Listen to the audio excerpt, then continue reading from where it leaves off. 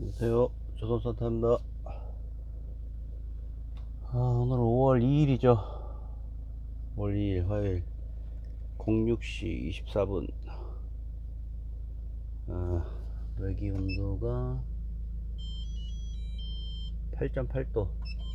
바람이 다소 불고, 꽃잔디가 아주 기가 막히게 이쁘네요. 꽃잔디. 꽃잔디 한번 보여드릴게요. 보면은 이렇게 잔디 이쁘죠.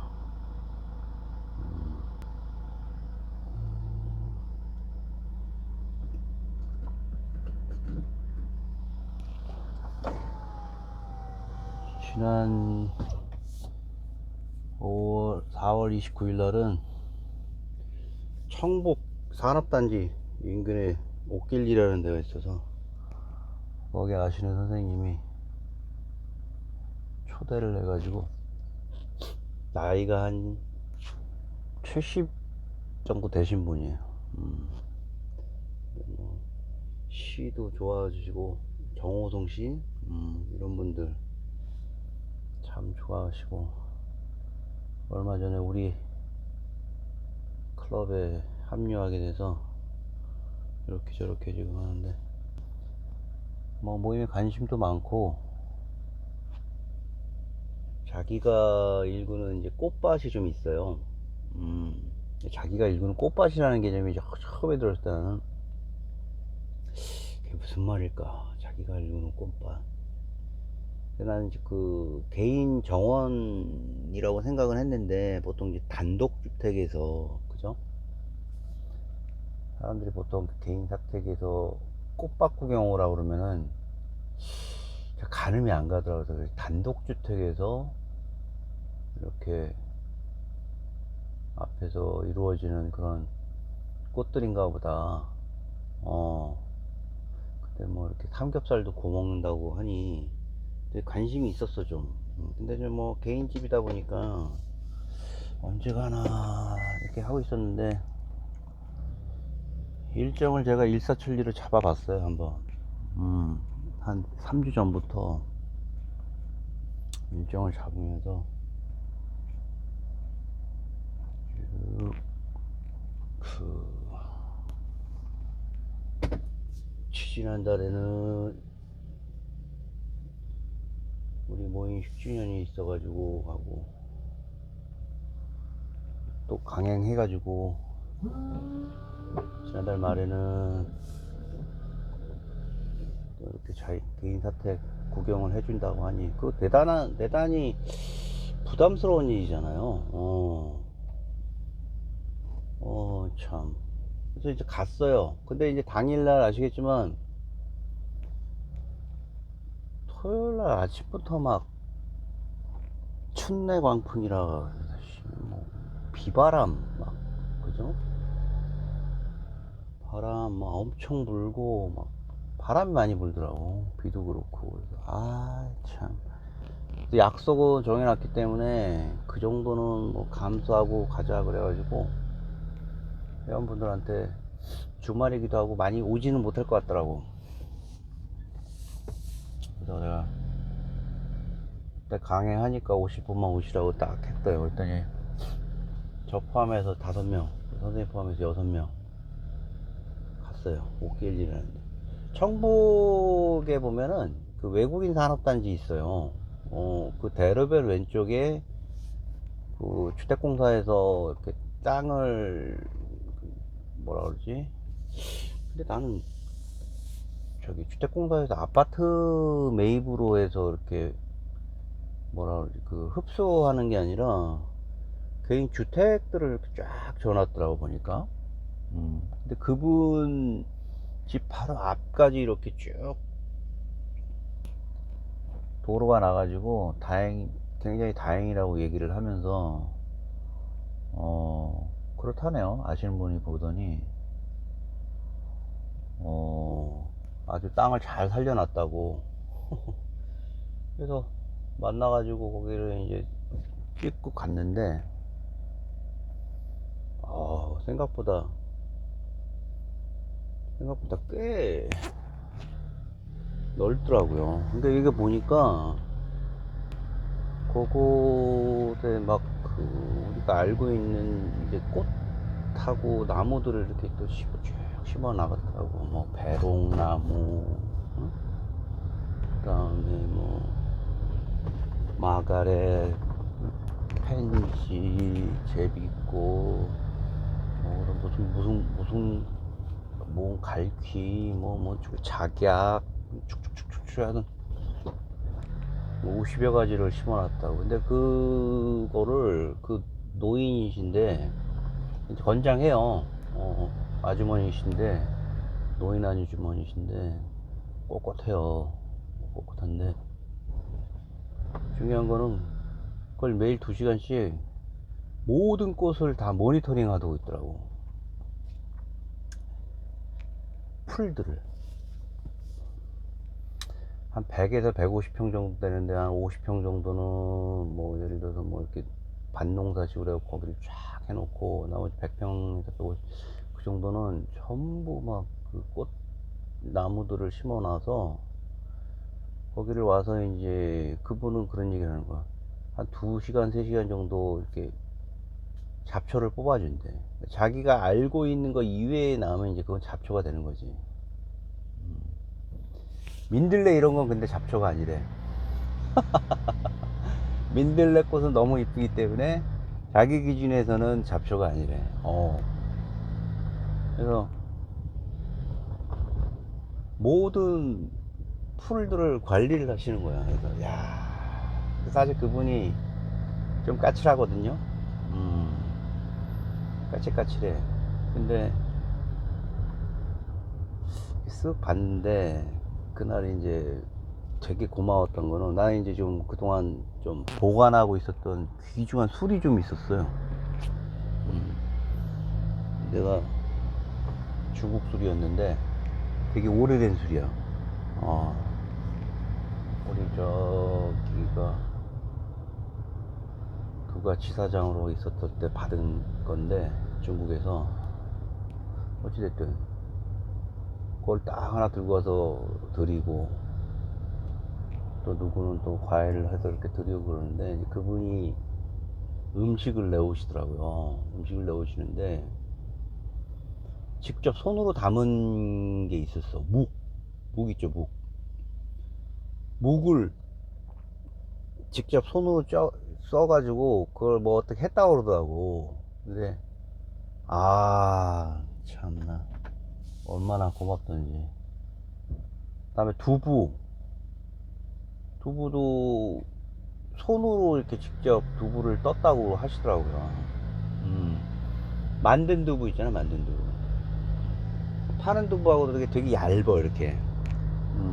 되게 얇더라고. 자기는 소박하니 준비했다고 그러는데, 옛날 사람들의 그 손님 맞이하는 그걸 느끼겠더라고. 막걸리랑 해서 이렇게 딱 해놨더라고. 농막이 좀 또 있었어요. 컨테이너 하나를 딱 놓고 농막을 만드셨더라고요. 그때는 뜨끈뜨끈하니. 근데 이제 우리가 각자 준비한 이제 개인이 좀 그동안 사유하면서 좋아했던 시안수를 이제 쭉 읊고, 그런 자리를 벌이다가 그분이 그런 얘기를 하더라고. 나이 70이 넘어서 이제 80으로 가는 이 나이에 자기가 젊은 사람들한테 해줄 얘기가 있대. 자기는 여태까지 살면서 누가 나에게 조금이라도 의심스러운 얘기를 하면은, 자기는 굉장히 인간관계가 긴장되는 관계였던 거야. 긴장. 저 사람이 나에 대해서 무슨 얘기를 하나 해갖고 굉장히 의심의 눈초리로 사람을 봤다는 거야. 그런 이유로 해서 자기 옆 주위에 좀 사람들이 있는데 그런 얘기 하기 쉽지 않은데 사람이 없대. 그러면서 자기가 오해하면서 살았던 부분도 많이 있어서 참 후회스럽다, 뭐 이런 얘기를 하더라고. 어, 그리고 가식적이 됐든 어찌됐든 간에 친절하게 사람들을 대하라 이렇게 말씀을 하시더라고.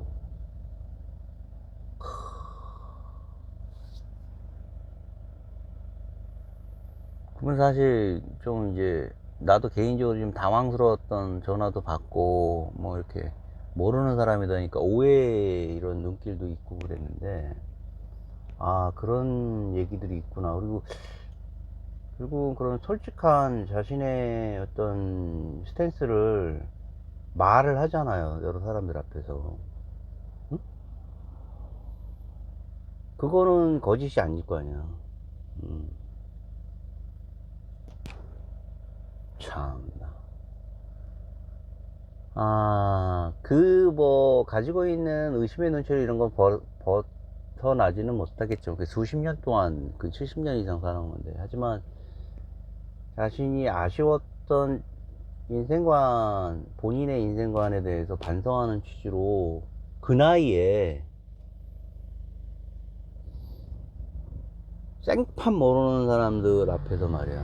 물론 모임을 쭉 가졌지만. 그러니까 이 모임 자체가 되게 진지한 모임이었던 거야, 이분한테는.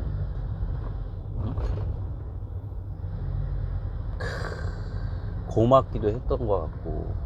근데 댓글에 딱 올라오더라고. 내가 뭐 상당히 준비 많이 해주셔서 고맙습니다 쫙 올렸더니 누가 이제 뭐 상당히 뜻깊은 거였다 그러는데, 선생님이 감사합니다 한 줄 띄고 감사합니다 이렇게 딱 썼더라고요. 한 10자 감사합니다 랑 한 줄 띄고 감사합니다. 누가 그랬어. 모임이 너무 나이 많은 사람들이 되다 보니까 이거 노인정 되는 거 아니냐 이런 얘기를 하더라고. 근데 내가 그런가? 근데 제가 그 어떤 여지를 남겨놓은 게 다양성을 추구하기 위해서 모임 내에서, 그러니까 어떤 특정 모임들이 있어요. 그럼 그 모임에는 오토바이가 있으면 오토바이에 대한 그 하나의 정체성을 가지는 기호를 가지는 사람들의 모임 있잖아요. 그럼 거기서 뭐 일어나는 다양한 인간 군상들이 모여서 거기에 대해서 즐기고 의견을 교환하고 할 거 아니에요. 근데 나는 나이가 무슨 관계냐라는 생각을 좀 했어. 왜냐면 우리 어떤 모임을 보면은 책 모임에 뭐 60세 이상 모임, 그리고 어떤 모임은 책 모임에 뭐 여성 모임, 뭐 이런 식으로 이렇게 한정을 지어 놨더라고 보니까. 개인적으로 나는 그런 부분에 대해서 각자의 모임에 대한 취지가 있겠지만, 다양한 연령대에서 나오는 이야기들이 물론 책 이야기 이외에 그 살면서 숨겨진 이런 이야기 같은 뭐 진솔한 이야기를 듣는 게 난 너무 좋았던 거예요. 살아가면 그 모임에 가면 가끔 자기 고백 같은 거를 해. 나도 했고, 반성하는 얘기도 하고 본의 아니게 너무 고맙다 보면 그거에 취해서 자신이 솔직하게 용기 있게 얘기하는 부분이죠. 그런 게 진짜 어떤 우리가 앉아있는 사람들의 영광이에요. 그런 얘기 듣는 게. 응? 내가 너무 지금 그날 모임을 과하게 평가했을 수도 있지만,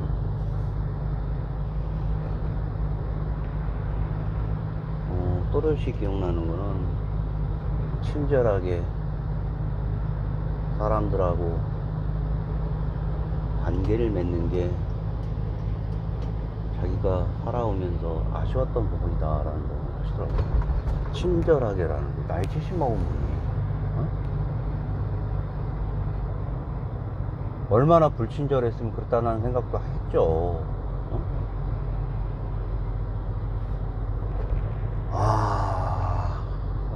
좀 뜻깊었던 것 같고, 예전에 지금 뉴스 보면은 뭐 한미 관계에 있어서 사우스 코리아가 가지고 있는 국부라기보다는 뭐 하여튼 뭐 행정부 수반 프레지던트 윤 대통령이 전통 우방 중에 최강국, 그리고 그 나라가 차지하고 있는 어떤 글로벌한 보안관으로서의 역할을 하는 나라가 또 최우방이잖아. 우리가 그 나라를 가서 이제 인정받기 위해서 한번 정식 초청을 받고 간 거죠. 뭐 주고 받고 뭐 여러 가지 뭐 야당 뭐 우려하는 소리, 외교, 그다음에 주위 강대국이 너무 친해진 거 아니냐, 니네 우리 너무 우리가 추구하는 바에 대해서 너무 무시하는 거 아니냐, 중국은 얘기하는 거예요. 우리 눈치도 좀 보고 해야지, 뭐 이런저런 얘기를 이제 토해내는 거지. 영국이라는 나라가 있잖아요. Great British. 한때 해가 뜨지 않는 나라였다. 해가 지지 않는 나라였다. 1차 세계대전 승리, 2차 세계대전은 어쩌지해서 미국의 도움 없이는 까딱 잘못하면 유럽 전반이 독일에 먹힐 뻔한 그런 사태에 있었잖아요. 주축국이었던 독일, 일본, 이탈리아, 터키. 터키는 2차 세계대전 참전국이었나? 그 주축국들의 잘못하면은 까딱 잘못했으면 그냥 넘어갈 뻔했잖아요. 프랑스뿐만이 아니라. 그 와중에 미국이라는 그 부상하는 신대륙 쪽에서 뭐 원료라든가 뭐 이런 무기, 체계 등이 인력이 즉각 공급되면서 서부 유럽에 미국이 차지하는 비중이 커지면서 서남아시아를 지금 말씀드리고 싶은 거는 어떤 200년, 300년 동안 한 지역의 중심축을 잡으면서 힘을 가지고 중심축을 가지고 있던 영국이 아랍에미리트라든가 레바논이라든가 이런 그 페르시아 동부 지역에 여러 가지 군벌 세력 간의 해적 싸움을 하고 말이야, 이런 거를 중앙에서 조종하는 나라가 있었단 말이죠. 200년 동안 페르시아만 해서. 그 나라였던 영국이 1960년대 중후반에 아덴만에서 1차로 빠집니다. 아덴만에 대한 경계 의무를, 아덴만이라고 그러면 거의 영국 손에 의해서 만들어진 항구잖아요. 그 홍해라든가 이런 수에즈 지나가기 전에 그 포트 밑에 그런 지역을 감시할 수 있는 전략적으로 아주 중요한 지역이었는데, 경제 위기, 1960년대 영국이 가지고 있는 경제 위기를 타개하지 못하고 그냥 빠져버리는 거예요. 더 이상 이쪽 방어 임무는 그만두겠다. 빠지는 즉시 곧 공산화된 남부 예멘에서 거기를 흡수해버려요. 당시에 70년대 후반. 그 70년대에는 약 6,000명 정도 되는 병력이, 공군 병력이 좀 있고, 그 600여 명 정도의 병력이 페르시아 동부 방어를 포기합니다. 제국의 몰락의 마지막 수순이라도 해외 파견된 6,000여 명 정도가, 거기에는 뭐 레바논이라든가 그런 몇 개 그 강성한 서구와의 그 강력한 우방이었던 나라들이 심각하게 우려를 하는 거지. 야, 우리가 돈 될 테니까 좀 계속 주둔해달라 이거죠. 영국이 빠짐으로 인해서 힘의 공복이 일어나서 거기가 이라크라든가 이란이라든가 사우디와 같은 거대한 군벌 나라들이 존립을 시끄럽게 할 수 있다라는 지정학적인 문제들이 노출이 되는 거죠. 우려했던 거죠. 그동안 잘 먹고 잘 살았던 영국에 붙어서. 근데 이제 그 당시에 민족주의에 대한 부상이 너무 두려웠던 거죠. 이집트 나세르라는 혁명 지도자가 모든 아랍 세계들을 부추기잖아요. 영국과 프랑스도 그로 인해서 뒤통수를 맞고 수에즈도 뺏기고 국유화해버리잖아. 영국과 집은 다 팔아버리고 이집트 정부 나세르한테 나가겠다 그러고 나가라라도 미국이 승인해줘가지고 나간 거 아니에요.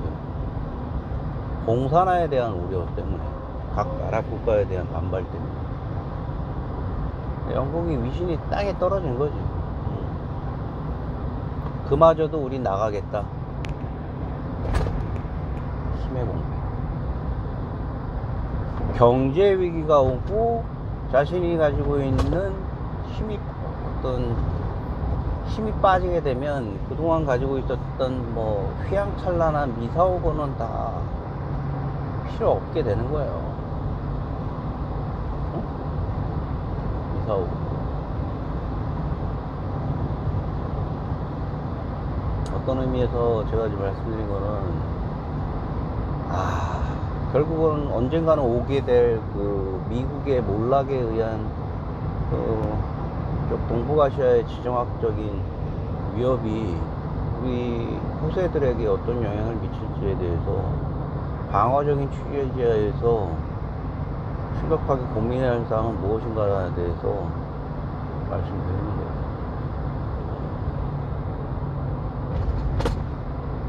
우리 뭐 적당한 사이가 없잖아요. 막 굉장히 극명한 강대국이잖아. 러시아, 중국, 눈에 가시 같은 일본,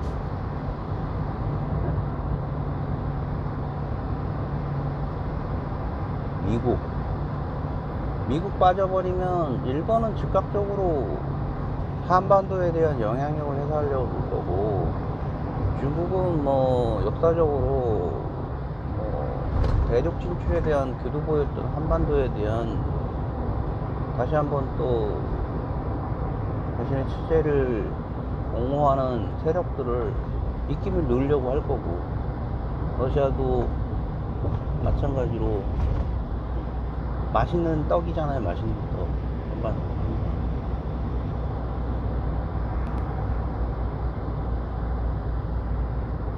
68년도에 아덴만에서의 철수, 72년도에 페르시아 동부에서의 6천년 마지막 영국의 위상이 땅으로 떨어진 시기,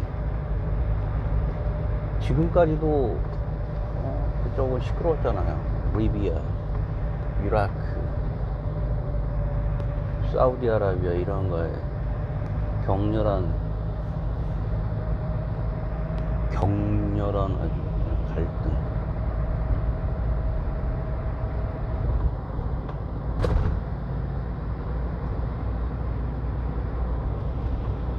근데 이제 그런 생각들을 했을 거 아니야.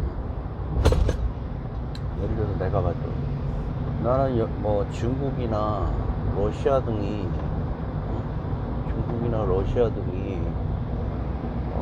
좀 더 작은 나라로 해체되면서 각 국가들이, 소수민족들이 독립을 하는 걸 원할 수도 있잖아요. 근데 그런 부분이 더 위험한 게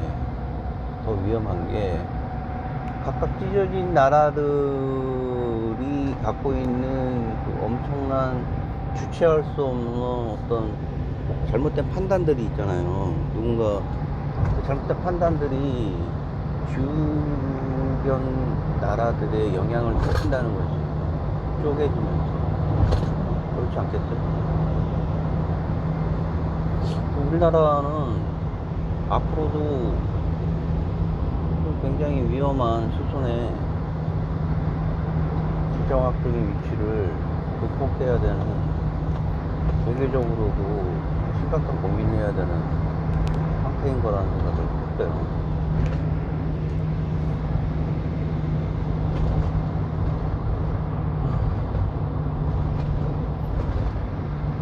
강력한 국방력.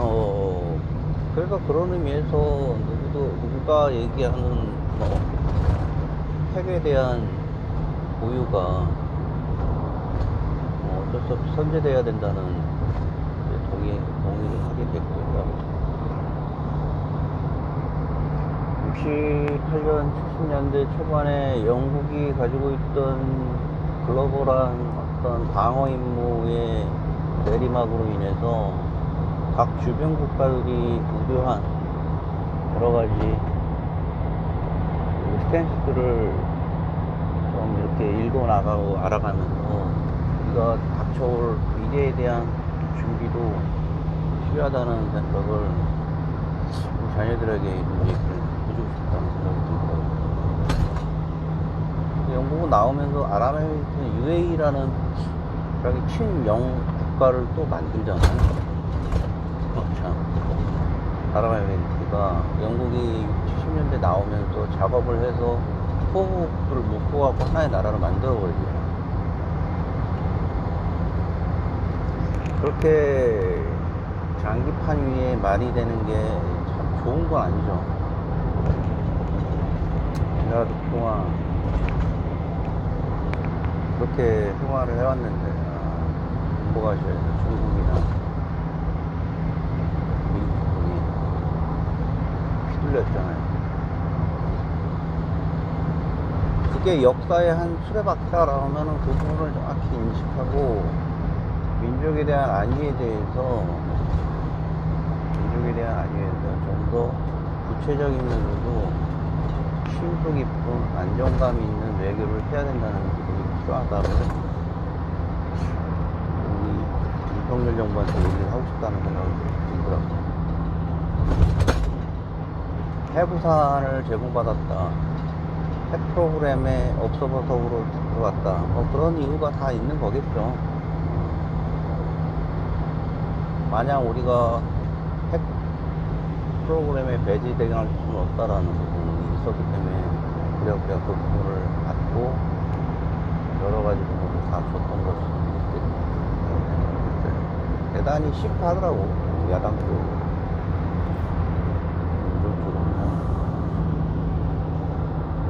자, 오늘은 여기까지 하고, 웬일이네. 이상하게 조선 산타였고요. 건강하게 되십시오.